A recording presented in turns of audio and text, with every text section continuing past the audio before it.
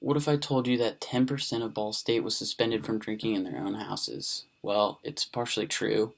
Ball State has suspended all fraternity activities for the rest of the semester, and this is a very interesting topic because a lot of it was brought up due to sexual harassment cases um, and Greek life issues with sexual harassment. And Greek life accounts for 20% of the population at Ball State, so it's relevant to the social lives of a lot of people that fraternities are no longer allowed to have parties or drink in their houses for the rest of the semester. Um, and the suspension is honestly a very big topic at Ball State right now. Um, and so I thought it was interesting and a relevant topic, so I decided to interview Jay Franco. He's the former president of Ball State, and he really gave me some good insight and information about uh, what it takes to be a relational leader in a fraternity and how he views the current suspension. And a little bit about Jay Franco. He's a junior student at Ball State studying finance, and he is a great leader both in school and in his extracurriculars. He went to Jimtown High School in Elkhart and has two sisters that he cares about a lot, which kind of gets us into the whole topic of sexual harassment and respect for women. And he said he feels so embarrassed that his fraternity, as well as all the fraternities, are suspended for a reason like this because he respects women as much as anybody, and really, uh, it wouldn't make sense if he didn't respect women because he has sisters at home that he cares about a lot. And so I asked him a little bit about what he thinks about the suspension and how he leads through a relational leader type leading. And he gave me a lot of good insight and was very helpful.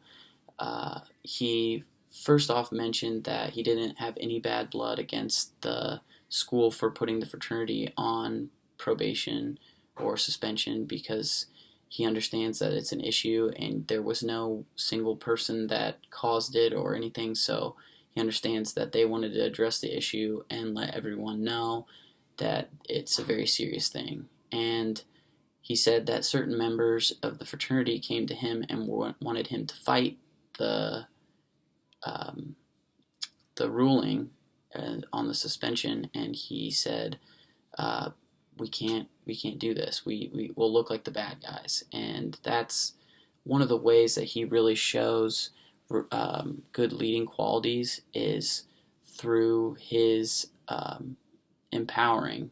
And he said you really have to look for the best in the whole fraternity when you're the president, and you can't make selfish decisions, and that's just human nature to make selfish decisions, but you really have to put that aside and think of what's best for the whole group. And he said when people were telling him they wanted him to fight the suspension, he said it's impossible. It won't work because it just makes you look like the bad guy, and no good will come from it. So he decided not to fight it, even though they didn't necessarily do anything specifically wrong as a fraternity. Um, he felt that it was best to keep their mouths shut and just accept the suspension and then have a new clean slate next semester and show that they deserve to no longer be suspended. And he really works to make sure that all the guys are aware that this is a big issue and that they can't have issues going forward because this is like their one strike, and if they get another one, they're out. And he said that he wants to look out for everyone's best interest, and it's sad that girls have this fear and could possibly run into sexual assault at any time. So he wants not only his guys to make good decisions, but also look out for the girls that come over and are trying to have a good time too.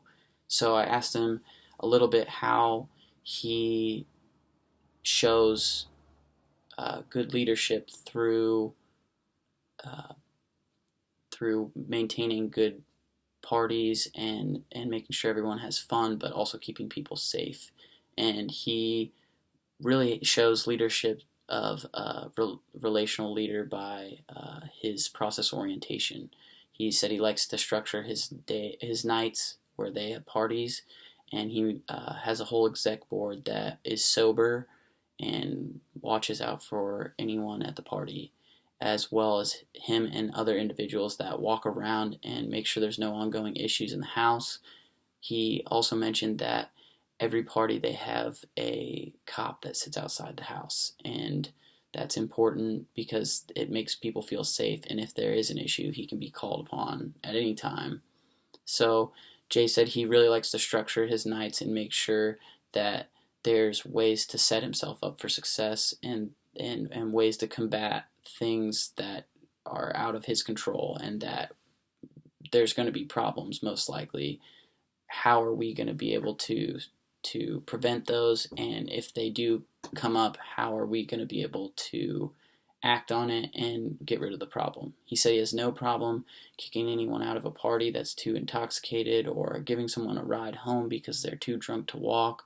He said, I understand when alcohol gets involved, things get tricky, but he wants to make sure everyone's safe and has a good time. And another way that Jay shows good leadership skills is through his leadership approach of what kind of leader he is. I asked him what kind of leader he thought he was, and he said he thought he was a future leader, and that kind of struck me because I was like, a future leader? What do you mean by a future leader? And he said that he likes to look to the future and look at the bigger picture. And one example was that he right now has to look to the future because they're currently suspended and people are not motivated to be in the fraternity, and there's just a lot of issues because they're kind of at a standstill as a chapter. But he needs to maintain people's interests, and he said kind of the best way to do it is look to the future. In a couple months, they'll be back on campus off suspension, and that's the bigger picture, he said. So they need to work on what they need to work on and get better as a chapter so that they can prove that they deserve to be part of the Greek life system here at Ball State. So Jay also shows leader qualities through his purposefulness and through future leading. He said he really likes to look to the future, and that really gives him a purpose, even when there's not one right at hand. Right now, it's hard to be purposeful when you're not really affiliated with anything. When you're on suspension, you're kind of like down in the dirt. And he said, looking to the future is the only way that you can really be purposeful and show that you care. And it's hard because he said that not everyone thinks like he does, so he needs to make it clear that to others that they have things to look forward to in the future, and don't get your head down and just take it one step at a time and move forward. And it was extremely helpful to get insight with Jay about the current suspension and what he thought about it and how he plans to move forward and keep the fraternity in a high status and away from the issues regarding sexual harassment. And he said that moving forward, he will do a better job of making sure that sexual harassment is not an issue at Sigma Phi Epsilon. And I really thank him for his time, and I thank you for listening, and have a good day. Thank you.